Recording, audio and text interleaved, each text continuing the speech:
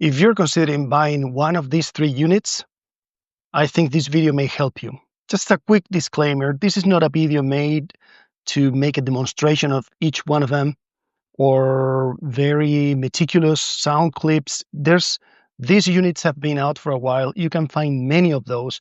This is a video for those who, after listening to different comparisons between them, have still not made up their minds. Since I have experience with all of them, I may be able to give you some insight on why or why not you should choose one or the other.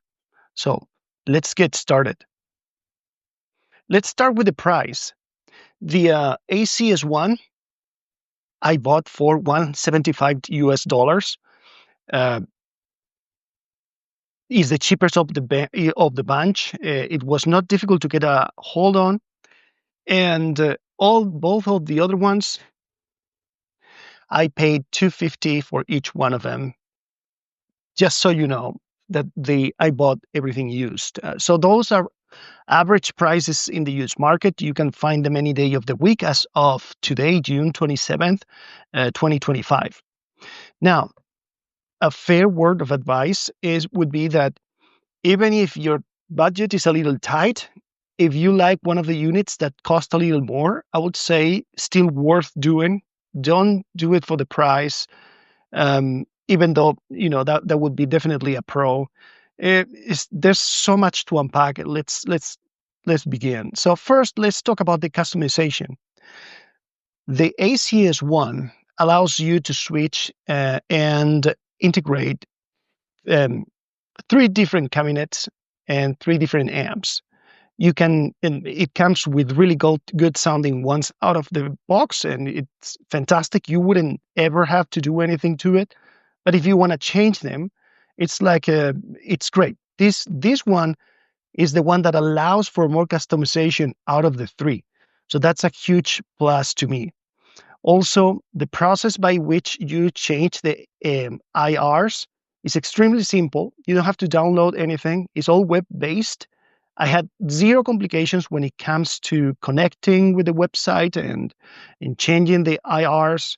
Even if you download something you don't like, the original ones that come from factory will always be stored, so you always have an opportunity to amend your mistakes, so to speak.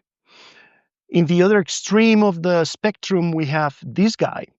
So this allows for less customization. You still get some stuff through their website and downloading the program that you get to make changes and all whatnot. But it's not as nearly as flexible as the ACS-1.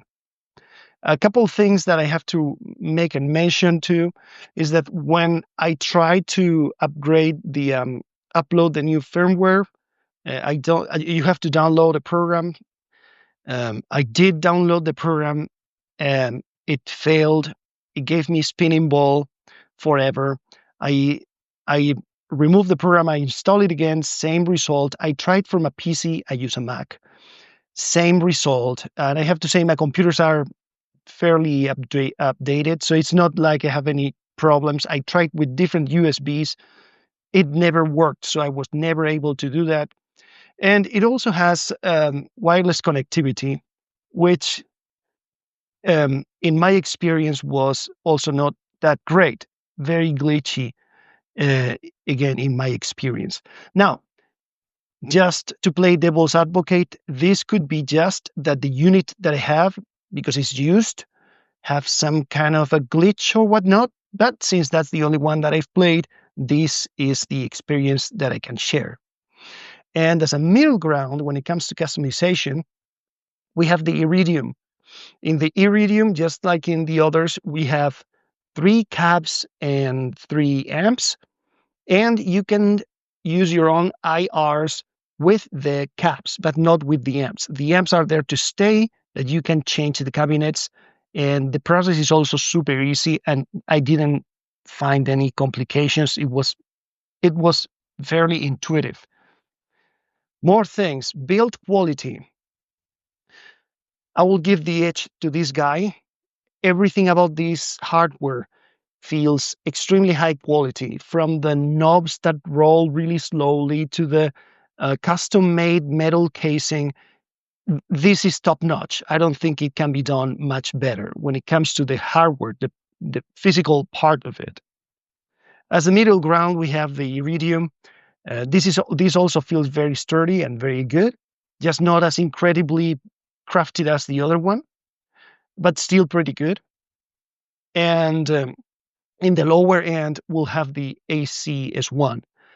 Just to be clear, this also feels very good, and it's all metal. It's just not as exclusively crafted. It feels more like a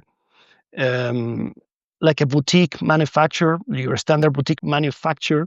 Again, I'm not saying that's bad. I'm just saying the guys of Universal Audio had more means and put more money into the manufacturing, I'm assuming. So that's for build quality. Ease of use. Now, here we have, I have to talk about a couple of things before. Ease of use, I will say the Iridium is extremely easy to use out of the box. There's nothing complicated about it, in my opinion. It's just a plug and play. Feels like an amp. If you have never ever used anything digital and you get this thing, you will understand it. It will be easy, no problem. With this guy, you get a little bit of a step up in complication, but also in features, because with this guy, for instance, you get MIDI controls if you want to use them. Actually, do you have that on the Iridium too? Yes, you do. Not the classic, but you get MIDI too. But in this one, for instance, you have a boost that you can calibrate. You have the ability to put one amp to the right side and one to the left side, and one cabinet to.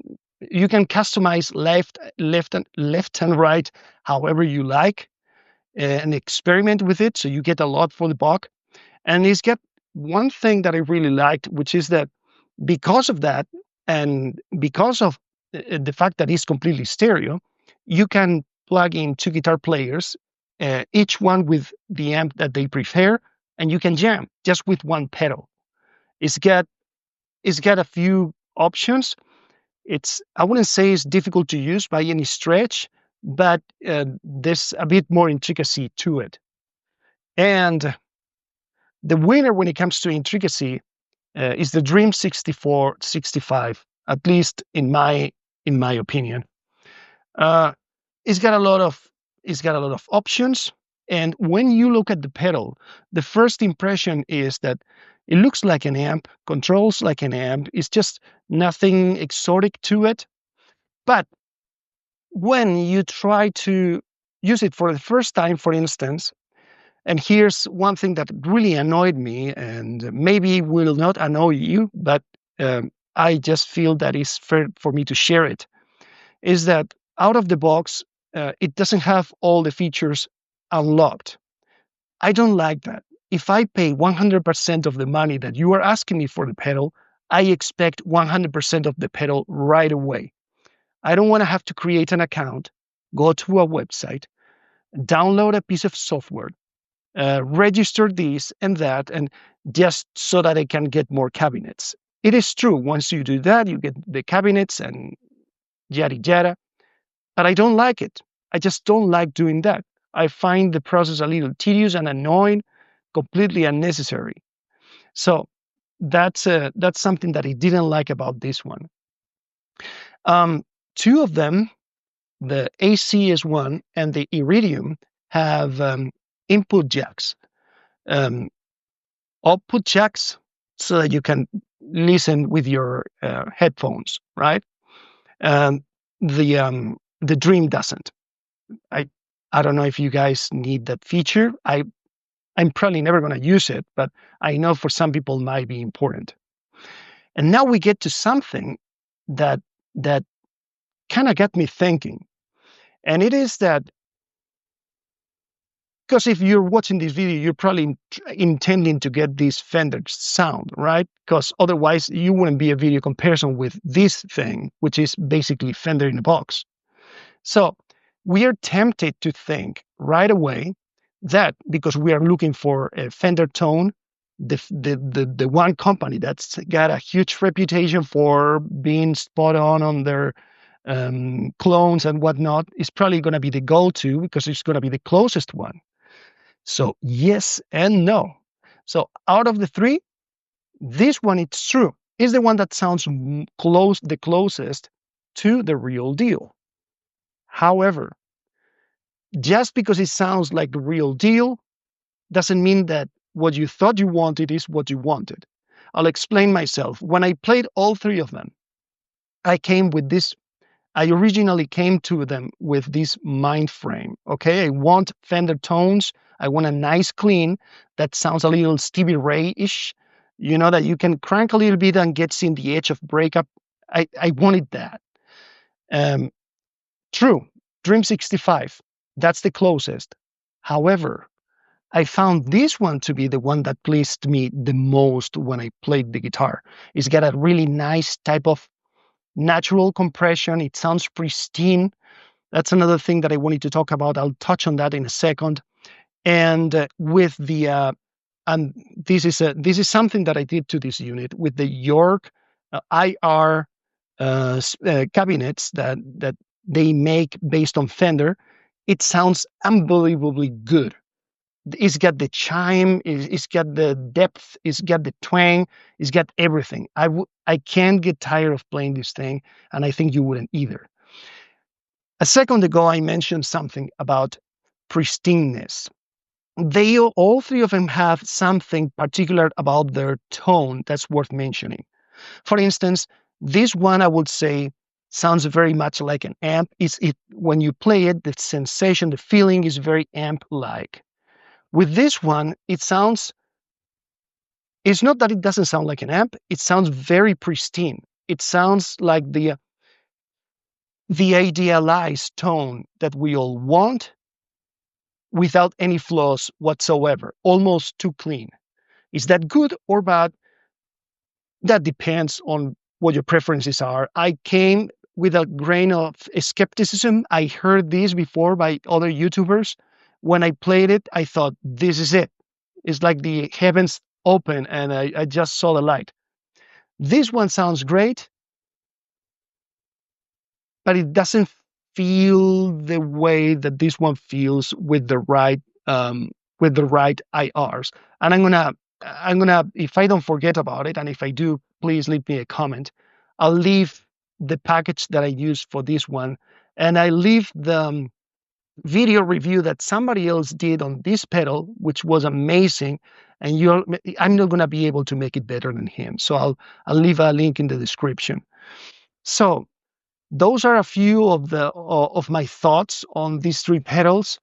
Uh, I know that it's very difficult to make a determination like this. Just watching videos on YouTube has not been enough for me to decide. So I ended up buying all three of them and spending some time with them to see which one really worked for me or not. The one that now this is completely biased. This is the one that I like the best. This came in second place, and the Dream, between the software glitches and it's not doing it for me. Also, when you crank the boost to get a little bit of more used for the solos and whatnot, it becomes a little muffled. There's something missing while the other two pedals stay on point. Oh, I forget one thing before I forget. Audio quality, not the perception of quality or whether you like the tone or not, but this one has twice as the resolution of this one. Will you notice that? Probably not, but it's worth mentioning. So those are my thoughts on these three pedals. I hope this helps a little bit, and I'll see you in the next video.